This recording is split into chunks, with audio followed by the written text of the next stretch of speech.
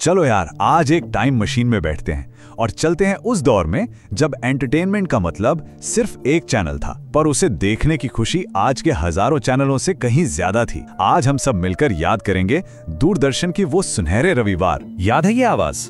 अरे भाई, उस जमाने में रिमोट नहीं होता था, सब्र से काम लेना पड़ता था।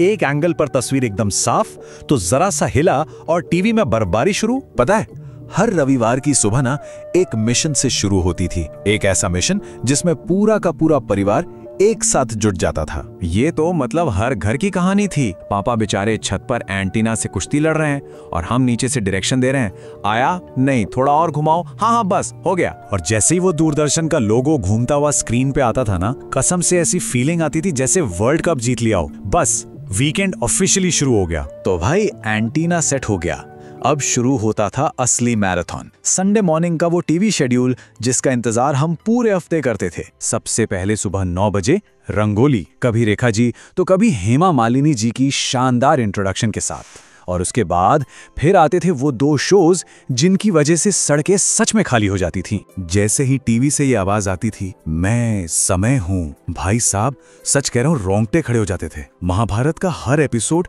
अपने आप में एक इवेंट होता था। और महाभारत खत्म होते ही घर में एकदम पिन ड्रॉप साइलेंस, क्योंकि मम्मी की आवाज आती थी, चुप हो जाओ सब, भगवान आ गए।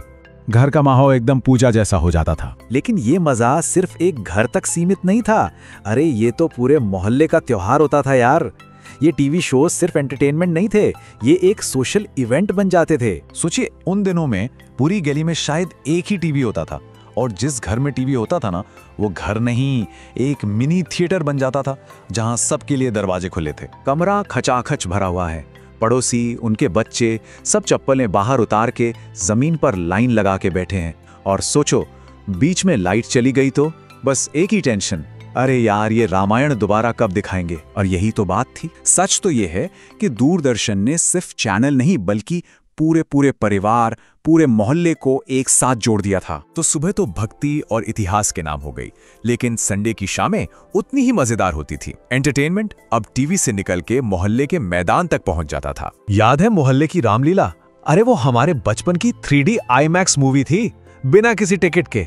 वो धुएं के बीच रावण की एंट्री और हम सब बच्चों का चिल्लाना, मारो मारो, क्या एक्सपीरियंस था वो। और फिर रात होते होते मूड एकदम बदल जाता था। मालगुड़ी डेज की वो प्यारी सी बांसुरी की धुन, फिर ब्योमकेश बख्शी का वो दिमाग घुमा देने वाला सस्पेंस, और आखिर में चित्रहार के गानों के साथ दिन का एक परफेक्ट एंड होता था। तो ये सिर्फ यादें नहीं हैं, है ना? दूरदर्शन का वो दौर हमें बहुत कुछ सिखा गया, ऐसी बातें जो आज भी उतनी ही जरूरी हैं। आज देखिए, एक क्लिक पर हजारों फिल्में, लाखों शोज हैं, मतलब अनलिमिटेड कंटेंट। लेकिन तब हमारे पास गिने चुने ऑप्शन थे। लेकिन एक बात थी, कंटेंट भले ही लिमिटेड था, पर उससे जुड़े जो इमोशंस थे ना, वो अनलिमिटेड थे। हर शो का इंतजार होता था, उसे पूरी शिद्दत से महसूस किया जाता था। दूरदर्शन ने हम सबको स्लो लाइफ जीना सिखाया।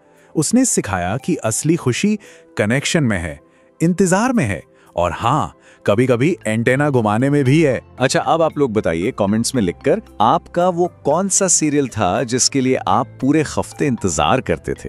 कौन सा था आपका संडे फेवरेट? और अगर ये सब सुनकर आपको भी अपने बचपन के दिन याद आ गए हो तो यार लाइक करो, अपने दोस्तों के साथ शेयर करो और सब्सक्राइब करना मत भूलना।